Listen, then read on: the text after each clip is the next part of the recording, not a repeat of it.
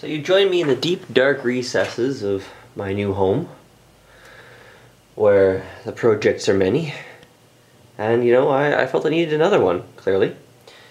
So I picked up this table saw you see in front of you for a whopping $30 off Craigslist. And I figured I'd take you through the adventure of getting it all together and getting it working.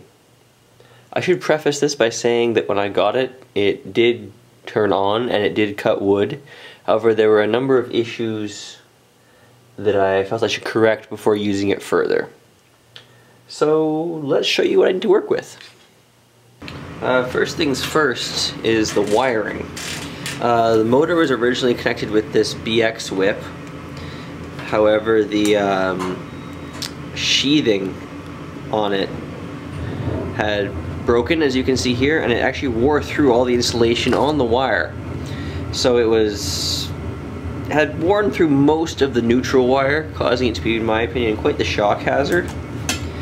Also, it has a 1 horsepower motor on it, and I don't really feel a 16 gauge cord is sufficient for that, especially a cord this long. So I have some 12 gauge cab tire that I'll be using to replace this with. So really I'm just reusing the box. It did come with this fairly hefty ceramic switch that, while it's not stated anywhere on it, I get the feeling that this is a horsepower rated switch just by how heavy the snap action is on it. But because of where the two terminals are on it, here and here, it puts the wires very close to the edge of the metal box, and because it has to use these spade lugs on the braided wire, I just didn't feel that was safe. So I had this regular household switch laying around, and while it's not horsepower rated, it is rated for 15 amps, and should this burn out, I have a whole drawer full of them, and given how much narrower it is, it moves the terminals a lot further away from the edge of the box. It just made me feel a little safer on this one, to be honest. And then there's the motor. One of the better things about this saw, it's 1 horsepower, it's beefy as hell. There are a couple things on it though that will need some attention. I noticed when I ran it the first time that it made this strange whirring sound on startup and deceleration, and it turns out upon further inspection, the plastic fan inside seems to have come detached from the shaft, so it's just freewheeling. Not a big deal on a table saw because you don't really run it for long enough to generate a lot of heat unless you're ripping huge boards, but I'd like to pop the end cover of the motor off and just see if I can reaffix it somehow, even just with some epoxy, so that it will you know, turn with the motor and create some airflow.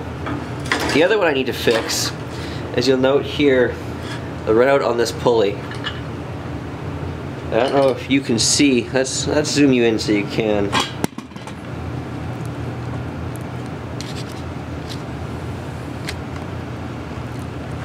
Look at the runout on it. That's really, really bad. So I'm gonna, oh, and apparently it's just not actually attached. You see, these are why you should check things. It seems to be quite loose on the shaft. So we're going to see if we can get that a little bit better. I mean, it can't get much worse than that. But first things first, and I think I'm gonna address the wiring. So after digging through my hoard of many things and much crap, I managed to find 2 pieces of number 12 gauge cab tire, which would be perfect for this. So a long one for the cord and a shorter piece to go between the motor and the switch. So let's wire it up. So first off, we're gonna remove all of the wire from this box so we can reuse it.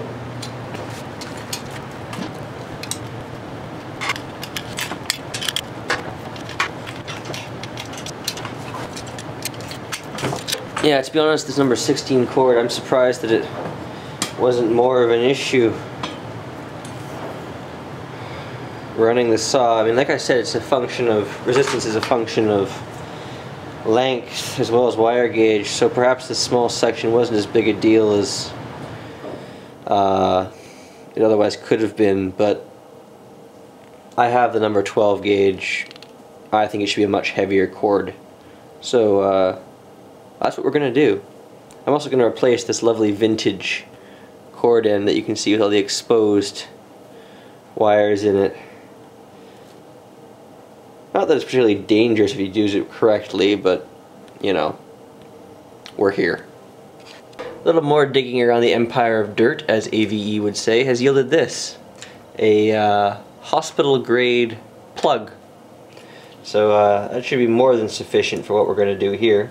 And really quite heavy duty Hubble brand, so it's a very good stout plug. You don't want to use cheap crap, especially for a 1 horsepower motor that's being run on 115 volt. 240 volt is less amperage, so you can get away with something a little smaller, but this should do nicely. So let's just wire the cord into the plug.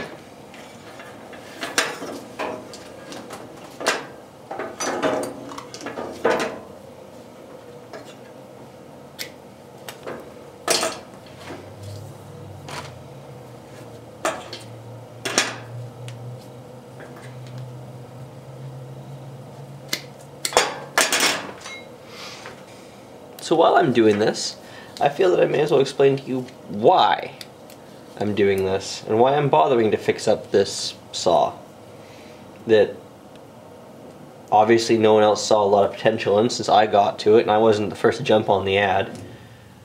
I mean, $30 for a table saw should tell you right there that it's definitely not in its peak condition that it once was.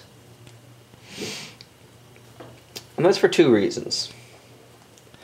One, if I could afford to go out and buy myself a nice shiny new saw stop cabinet maker saw, absolutely I would, without any hesitation. However, I'm not a rich man, so I can't afford to do that.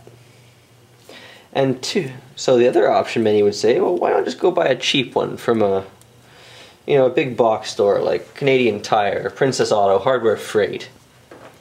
Well, yeah, you can buy something, that will cut wood, at least briefly, for about, $150 or so. But they're crap saws to use. The tables are flimsy, the fence is never quite straight, the guards are junk, which they are most saws anyways. But this is solid. It's cast iron. It was actually made in Canada, so it's not some Chinese junk. It's name brand, and honestly, if I can get this back into some form of passable shape, it will probably outlast me. So investing a little bit of time and energy into getting it functional again, I think is well worth my while. And I will probably invest far less time in getting this functional again than I would in trying to fight with a cheap, poorly made Chinese saw. And that's not to bash all the things that come out of China. They have been producing some markedly good things of late. I've ordered a number of electronics from there recently that were all fairly well made, and I mean, they were cheap, but for what they were and the price, I couldn't complain. The quality was there. And China gets a bad rap because people build cheap goods there that often fall apart. That's not really their fault. They build it to whatever spec they're given.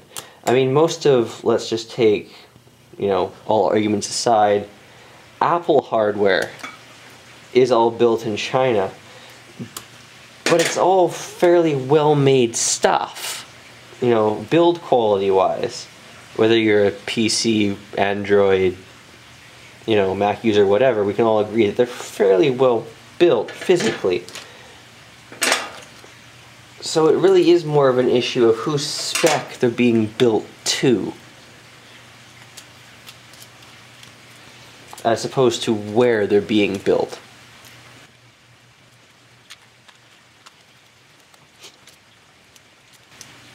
Now, a lot of people get this confused when they're building their own extension cords or putting new plug-ins on things, because it won't say on it which one is hot and which one is neutral. The silver screw is always neutral, and the brass screw is always hot, which in this case is the black wire. And in pretty much all cases in North America, black will be the hot wire. And in all cases in North America, by code, white will be neutral. With very few exceptions that I won't get into here, as that will just confuse you. But for wiring plugs and the like, white is always neutral.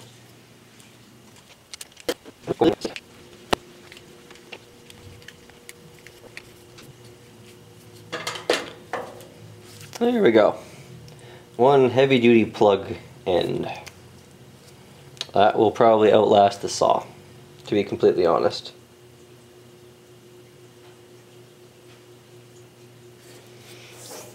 Now for the other end,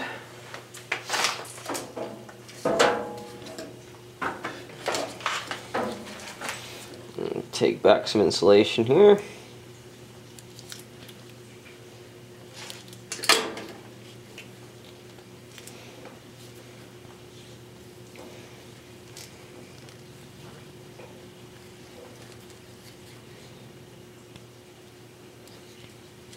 And yes, I know that they make cab tire strippers for just this purpose, but A, I don't have one, and B, a little bit of practice, a knife is just as fast, to be honest.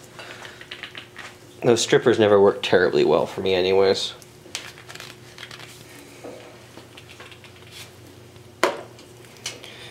Cut the cord out.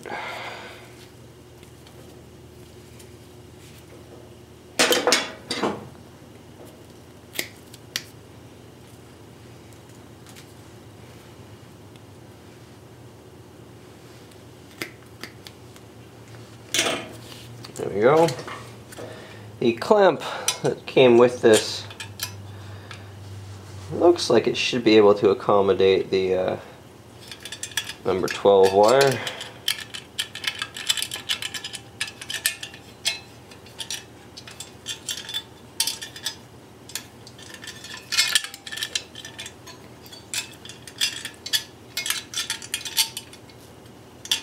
I'm really not certain, to be honest, why whoever wired this felt the need to use BX for the motor whip.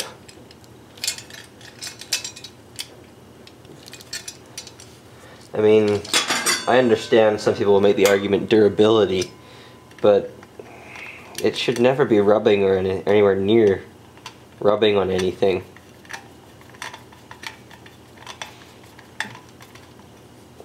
In my opinion anyways.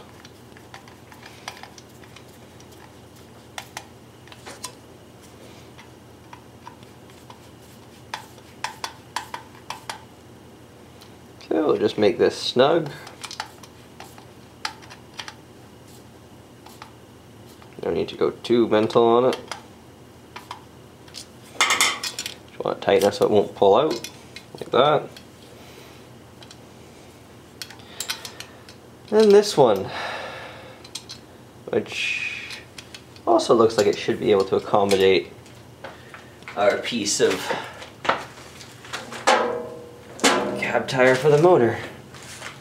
And if anyone is curious what the cab tire I'm using is rated for, it is water resistant. It's good up to 300 volts, so if and when I get a 240 volt service to a workshop or garage where I'm using this, I can use the same wiring. It won't be an issue. Just change the plug end and plug it into the wall. And it is 12-3, as I said earlier, 12 gauge. 3 being the number of conductors in it.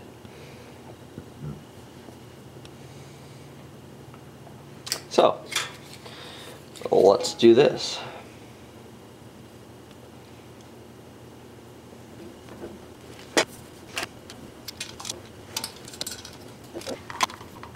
And for those of you that have been wondering why I haven't been making more videos lately, mostly it has to do with the fact that I just recently purchased a house with my girlfriend, being my first home. It's a bit of a fixer-upper, and most of my time has been spent dealing with the previous owner's, shall we say, handyman abilities, or lack thereof. So I will be getting back to the GT750 at some point in the spring, hopefully. But in the meantime, you'll probably be getting a lot of home improvement videos. So sit back and enjoy the ride. Be something a little different.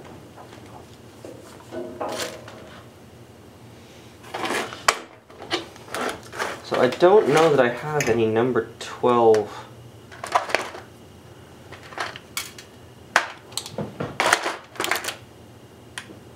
stake-ons. These all look like number 14. No, this is number 12. I've got 2 number 12 ring terminals. Ideally I'd have a few more, to be honest. But I guess that's not going to happen. So let's see what we can do here. So I think what I'm going to do is use the 2 ring terminals for the ground. Inside, that way it's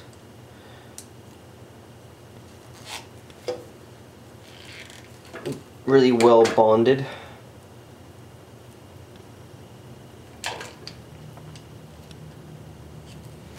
And everything else I shouldn't have any issue with, just using the stranded wire.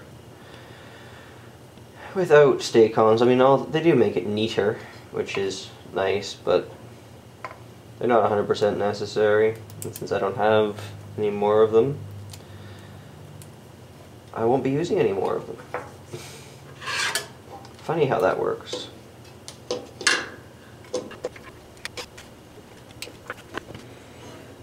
So there you can see the ground screw tightened down with the 2 ground wires bonded to it with a pair of ring terminals. Good solid connection.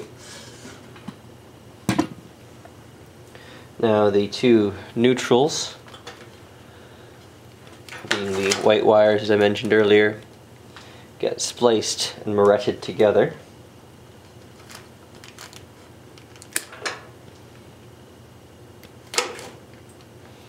As you never ever run a neutral wire through a switch. You only ever switch the hot wire, regardless of what you're doing.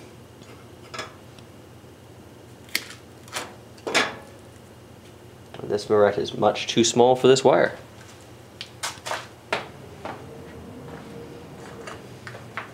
There we go.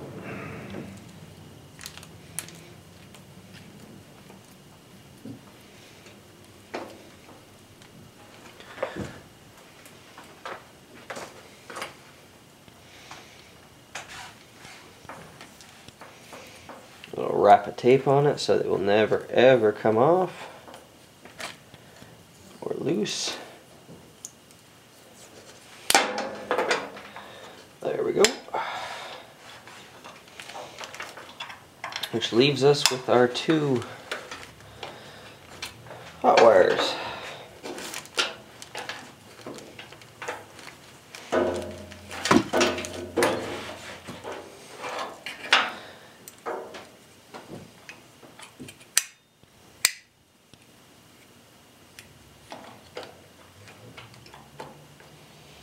Now I wasn't planning to use this heavy duty switch like I said earlier. But I can have a quick look at it here and see now that I'm not using Stay-Cons. Stay-Cons being those little fork connectors.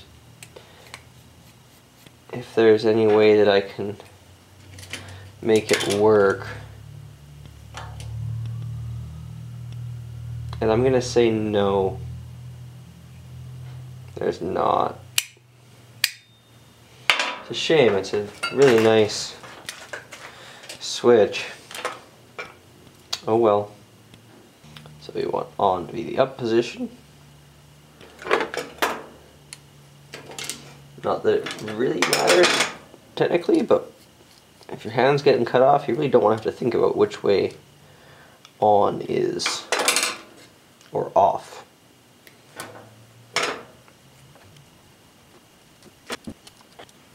So this is what you're after connection wise. Just zoom in on this for you. You can see that the wire goes all the way around the screw. It is wrapped clockwise around the screw so that it tightens under as you tighten it down. And there's also no insulation caught under the screw. That's very important because you want it to tighten down only on the copper wire, not onto the insulation.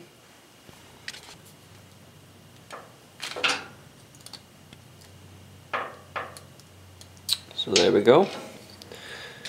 We have both wires under the screws. Now a really good practice, and once you're done, is to take some electrical tape and put a couple wraps around the outside of it, like this. This prevents any wire inside the box or anything that comes in contact with the switch from shorting out between the two hot wires. That's just an added safety measure. It only cost a couple cents worth of tape. And makes it much safer in my opinion. It's a good practice. So there we go. Let's install it into the saw, shall we? I apologize for the poor lighting, but sadly it's as good as it's going to get for the time being in the basement. So this is kind of a hokey setup, to be honest. The way it mounts in the frame here is the box goes on the back, and then the switch pinches the box, or pinches the frame between the box and the switch, using the two mounting screws that go through the switch into the box. Like I said, it's not really the most ideal setup, but it works. It's worked since this thing was made, probably in the, I just fathom a guess, 70s. So I really don't see any reason to change that right now.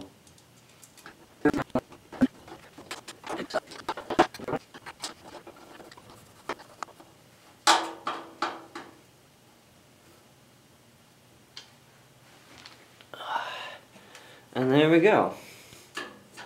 One freshly wired switch.